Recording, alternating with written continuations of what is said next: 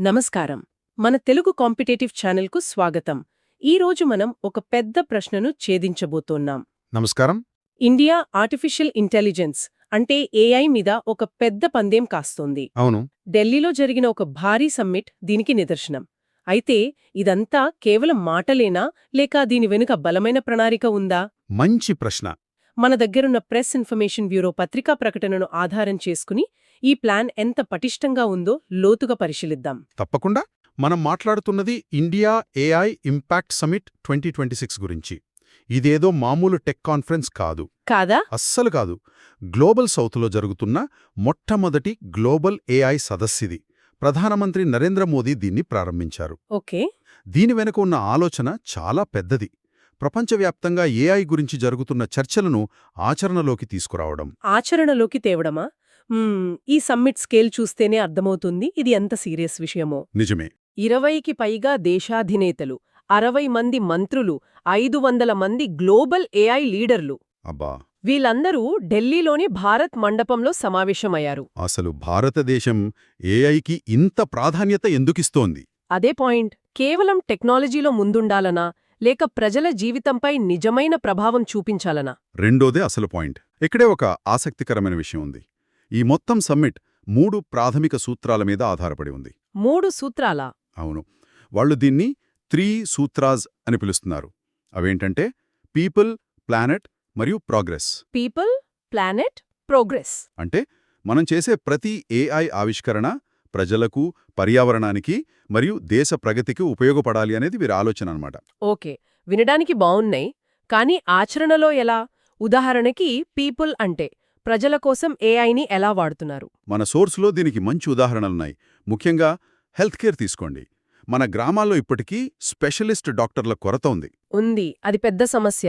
అక్కడ ఏఐ ఆధారిత telemedicine, diagnostics ద్వారా వ్యాధులను ప్రాథమిక దశలోనే గుర్తించవచ్చు. ఓ! టీబీ లేదా క్యాన్సర్ లాంటి వ్యాధుల స్క్రీనింగ్ చాలా వేగవంతమవుతుంది. ఇది టెక్నాలజీని సామాన్యుడికి చేరువ చేయడం. అంటే టెక్నాలజీ అనేది కేవలం పెద్ద పెద్ద హాస్పిటల్స్కే పరిమితం కాకుండా మారుమూల ప్రాంతాలకు కూడా వెళ్తోందన్నమాట. కరెక్ట్. విద్యారంగంలో కూడా ఇలాంటిదేమైనా జరుగుతోందా? ఖచ్చితంగా. ఏఐ ప్లాట్ఫామ్లు ప్రతి విద్యార్థి బలాలు, బలహీనతలను అర్థం చేసుకొని వాళ్లకు తగ్గట్టుగా పాఠాలు చెప్పగలవు. దీన్నే అడాప్టివ్ లెర్నింగ్ అంటారు కదా? అవును, అదే. ప్రభుత్వ డిఐకేఎస్హెచ్ ప్లాట్ఫామ్లో ఇలాంటి ప్రయోగాలు ఇప్పటికే జరుగుతున్నాయి. ఇది విద్యను మరింత వ్యక్తిగతీకరించడానికి అంటే పర్సనలైజ్ చేయడానికి సహాయపడుతుంది. బావుంది.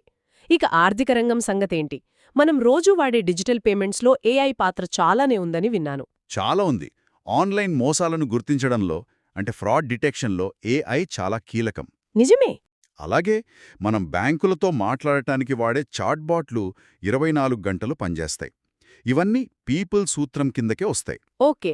ప్రజల రోజువారీ జీవితాన్ని సులభతరం చేయడం దీని ఉద్దేశం. సరే, ఇది పీపుల్ గురించి. మరి రెండో సూత్రం ప్లానెట్ సంగతేంటి? పర్యావరణానికి ఏఐ ఎలా సహాయపడుతుంది?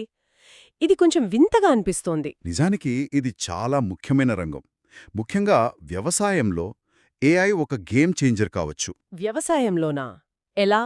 వాతావరణాన్ని ముందుగా అంచనా వేయడం, పంటలకు ఏ తెగుళ్ళొస్తాయో చెప్పడం, డ్రోన్ల ద్వారా పొలం మొత్తం ఆరోగ్యాన్ని మానిటర్ చేయడం ఇవన్నీ సాధ్యమే. అద్భుతం. దీనివల్ల నీళ్లు, ఎరువుల వృధా తగ్గుతుంది.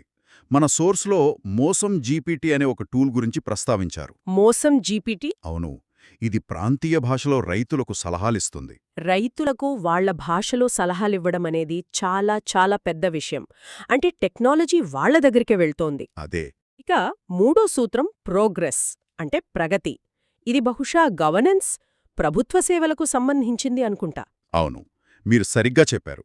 ఉదాహరణకు మన కోర్టుల్లో తీర్పులు ఇంగ్లీష్లో ఉంటాయి. అవును. వాటిని ఏఐ సహాయంతో వెంటనే ప్రాంతీయ భాషలోకి అనువదించవచ్చు. దీనివల్ల న్యాయం సామాన్యుడికి మరింత అర్థమవుతుంది. ఇది చాలా అవసరం. అలాగే స్మార్ట్ సిటీలలో ట్రాఫిక్ మేనేజ్మెంట్, వేస్ట్ మేనేజ్మెంట్, ప్రభుత్వ పథకాల దరఖాస్తులను వేగంగా ప్రాసెస్ చేయడం ఇవన్నీ ప్రోగ్రెస్ కిందకే వస్తాయి. ఓకే, ఇప్పుడు నాకొక క్లారిటీ వస్తోంది. పీపుల్, ప్లానెట్, ప్రోగ్రెస్ అనేవి కేవలం పెద్ద పెద్ద మాటలు కాదు. వాటి వెనుక నిర్దిష్టమైన అప్లికేషన్స్ ఉన్నాయి. కానీ ఈ 3 సూత్రాలను ఆచరణలోకి పెట్టడానికి ఒక స్ట్రక్చర్ కావాలి కదా, ఒక యాక్షన్ ప్లాన్ లాంటిది. దాని గురించేమైనా చెప్పారా? ఎస్, అక్కడికే వస్తున్నాను. ఈ 3 సూత్రాలను ఆచరణలోకి తీసుకురావడానికే 7 చక్రాస్ అనే ఒక ఫ్రేమ్వర్క్ను ప్రతిపాదించారు. 7 చక్రాస్ అవును. ఈ 7 చక్రాలు అనేవి 7 కీలకమైన రంగాలు. ఈ రంగాల్లో కలిసి పనిచేయడం ద్వారా ఆ 3 సూత్రాలను సాధించవచ్చని వారి నమ్మకం. ఇంట్రెస్టింగ్. 3 సూత్రాస్ మరియు 7 చక్రాస్ అంటే ఈ సమ్మిట్ వెనుక ఒక పక్కా స్ట్రక్చర్ ఉందన్నమాట. ఉందే. ఏంటా 7 చక్రాలు? వాటిని లిస్ట్లా కాకుండా వాటి మధ్యున్న సంబంధాన్ని చూద్దాం. మొదటిది హ్యూమన్ క్యాపిటల్. హ్యూమన్ క్యాపిటల్ అంటే ఏఐ వాడటానికి మన ప్రజలకు అవసరమైన స్కిల్స్ నేర్పించడం. ఒక్క నిమిషం, ఇక్కడే ఒక అసలు సమస్య ఉంది కదా. ఒకవైపు హ్యూమన్ క్యాపిటల్ అంటున్నారు, అవును, మరోవైపు 6వ చక్రంగా డెమోక్రటైజింగ్ ఏఐ రిసోర్సెస్ అని కూడా ఉంది. ఉంది. అంటే AI tools, data, computing power అందరికీ అందుబాటులోకి తేవడం.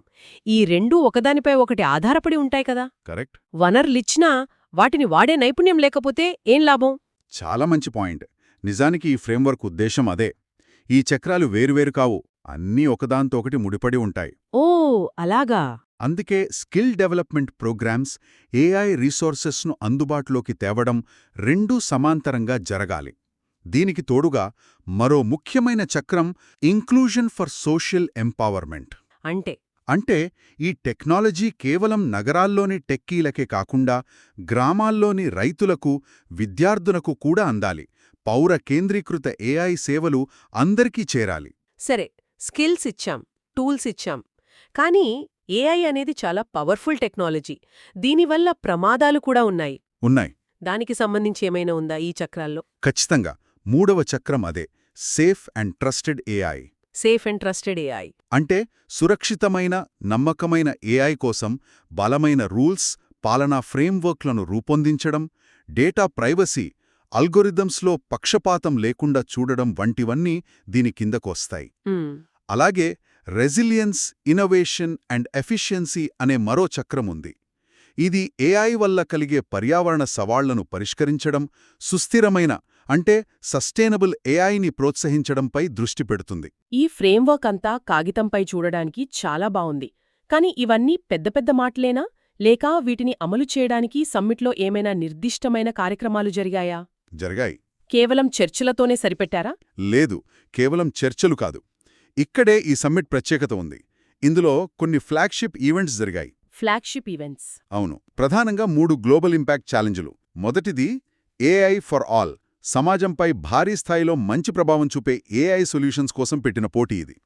గెలిచిన వాళ్లకు దాదాపు 2.5 కోట్ల వరకు ప్రైజ్ మనీ ఇస్తున్నారు. 2.5 కోట్ల? అది చాలా చాలా పెద్ద మొత్తం. అంటే సీరియస్ ఇన్నోవేషన్ను ప్రోత్సహిస్తున్నారన్నమాట. అవును. ఇక రెండోది ఏఐ బై హర్. ఇది ప్రత్యేకంగా మహిళల నేతృత్వంలోని ఏఐ ఆవిష్కరణల కోసం. ఇది బాగుంది. దీనికి కూడా అంతే ప్రైజ్ మనీ ఉంది. టెక్నాలజీ రంగంలో మహిళల భాగస్వామ్యాన్ని పెంచడం దీని లక్ష్యం. ఇక మూడోది యువత కోసం అనుకుంటా. యువఏ అని ఉంది సోర్స్లో. కరెక్ట్. అది 13 నుంచి 21 ఏళ్ల యువ ఆవిష్కర్తల కోసం. విజేతలకు 85 లక్షల రూపాయల విలువైన బహుమతులున్నాయి. వీటికొచ్చిన స్పందన చూస్తే ఆశ్చర్యపోతాం. అమ్మో, 60 దేశాల నుంచి 4650కి పైగా అప్లికేషన్లా? అవును. నేనిది కేవలం ఇండియాకి సంబంధించిన కార్యక్రమం అనుకున్నాను. ఈ గణాంకాలు చూస్తుంటే ఇది నిజంగా గ్లోబల్ ఈవెంట్ అనిపిస్తుంది. ఖచ్చితంగా. అంతేకాదు, ఇండియా ఏఐ ఇంపాక్ట్ ఎక్స్పో 2026 కూడా నిర్వహించారు. అక్కడ 30 దేశాల నుండి 300కి పైగా ఎగ్జిబిటర్లు వాళ్ల ఏఐ ప్రొడక్ట్స్ని ప్రదర్శించారు. ఓ వావ్! పరిశోధన కోసం ఒక రీసెర్చ్ సింపోజియం కూడా జరిగింది. ఇక్కడ ఇంకో ముఖ్యమైన విషయం గమనించాలి. ఏంటది? పాఠశాల విద్యార్థుల కోసం ఇండియా ఏఐ టింకర్పెన్యూర్ అనే ఒక బూట్ క్యాంప్ కూడా నిర్వహిస్తున్నారు. అంటే ప్రాథమిక స్థాయి నుంచే? అవును. ప్రాథమిక స్థాయి నుంచే ఏఐపై అవగాహన పెంచాలనే ఒక లాంగ్ టర్మ్ విజన్ కనిపిస్తోంది. సరే, ఇంత పెద్ద సమ్మిట్ జరిగింది, ఫ్రేమ్వర్క్లున్నాయి, పోటీలు పెట్టారు. So what is this all mean? చివరికి ఏం సాధించాలని లక్ష్యంగా పెట్టుకున్నారు? ఈ సమ్మిట్ యొక్క ఎండ్ గోల్ ఏంటి? మన సోర్స్ ప్రకారం ఆశించిన ఫలితాలు అంటే ఎక్స్పెక్టెడ్ అవుట్కమ్స్ చాలా స్పష్టంగా ఉన్నాయి. ఓకే. మొదటిది, ప్రభుత్వ సేవల్లో ఏఐని ఎలా వాడుతున్నారో చూపించే సక్సెస్ఫుల్ యూస్ కేసులను ప్రదర్శించడం. అంటే ఇది కేవలం థియరీ కాదు, ప్రాక్టికల్ అని నిరూపించడం. రెండోది, ప్రాంతీయ అవసరాలకు అనుగుణంగా ఏఐ పాలసీలను అభివృద్ధి చేయడం. అంటే ఒకే సైజ్ అందరికీ సరిపోదు అనే పద్ధతిలో. అదే, ప్రతి రాష్ట్రం యొక్క ప్రత్యేక అవసరాలకు తగ్గట్టుగా పాలసీలుండాలి. అది చాలా ముఖ్యం. నిజమే. అలాగే ఏఐ అమలు కోసం బలమైన గవర్నెన్స్ స్ట్రక్చర్స్ నిర్మించడం మరో లక్ష్యం. ఇక మీరిందాక అడిగిన పాయింట్కి వస్తే, అవును. ఉద్యోగాలు, ఏఐ వల్ల ఉద్యోగాలు పోతాయని అందరూ భయపడుతుంటే ఈ సమ్మిట్ కొత్త ఉద్యోగాలు సృష్టిస్తామని చెప్తోంది. ఈ రెండింటిని ఎలా బ్యాలెన్స్ చేయాలి? దీని గురించి పత్రికా ప్రకటనలో ప్రస్తావన ఉంది. ఉందా? ఉంది. ఏఐ రంగంలో కొత్త ఉద్యోగాలు మరియు స్కిల్ డెవలప్మెంట్ మార్గాలను సృష్టించడం అనేది వాళ్ళ ముఖ్య ప్రాధాన్యతలలో ఒకటి. మ్మ్. ఏఐ కొన్ని పనులను ఆటోమేట్ చేసినా కొత్త రకం ఉద్యోగాలను సృష్టిస్తుందని, వాటికి కావాల్సిన నైపుణ్యాలను మనం ప్రజలకు అందించాలని ఈ ఫ్రేమ్వర్క్ చెప్తుంది. అంటే ఇది మళ్ళీ మనల్ని హ్యూమన్ క్యాపిటల్ చక్రం దగ్గరకు తీసుకొస్తోంది. ఎగ్జాక్ట్లీ. అంతా ఒకదానితో ఒకటి కనెక్ట్ అయ్యుందనమాట. ఇంకా ఏమైనా ఉన్నాయా అవుట్కమ్స్లో? ఉన్నాయి. రాష్ట్ర, కేంద్ర ప్రభుత్వాల మధ్య భాగస్వామ్యాన్ని పెంచడం, అలాగే యూనివర్సిటీలు, స్టార్టప్లు, ప్రభుత్వాల మధ్య దీర్ఘకాలిక భాగస్వామ్యాలు నిర్మించడం. ఓకే. క్లుప్తంగా చెప్పాలంటే భారతదేశమంతటా బాధ్యతాయుతమైన, సమ్మిళితమైన మరియు ఆవిష్కరణలతో కూడిన ఒక పూర్తి ఏఐ ఎకోసిస్టమ్ను నిర్మించడం దీని ప్రధాన లక్ష్యం. మొత్తానికి ఈ లోతైన విశ్లేషణ తర్వాత నాకర్థమైందేంటంటే ఇండియా ఏఐ ఇంపాక్ట్ సమ్మిట్ 2026 అనేది గ్లోబల్ సౌత్ కోసం ఒక చారిత్రాత్మక సంఘటన కావచ్చు.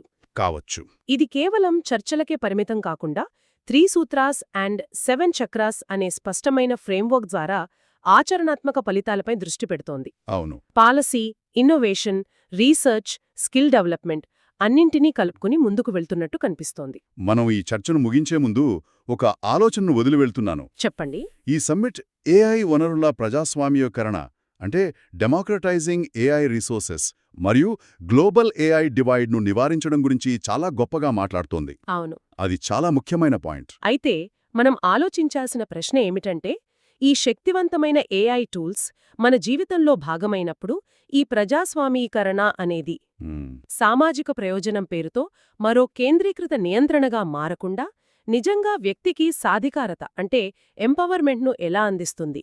ఆలోచించండి. ఈ చర్చలో పాల్గొన్నందుకు ధన్యవాదాలు. ధన్యవాదాలు.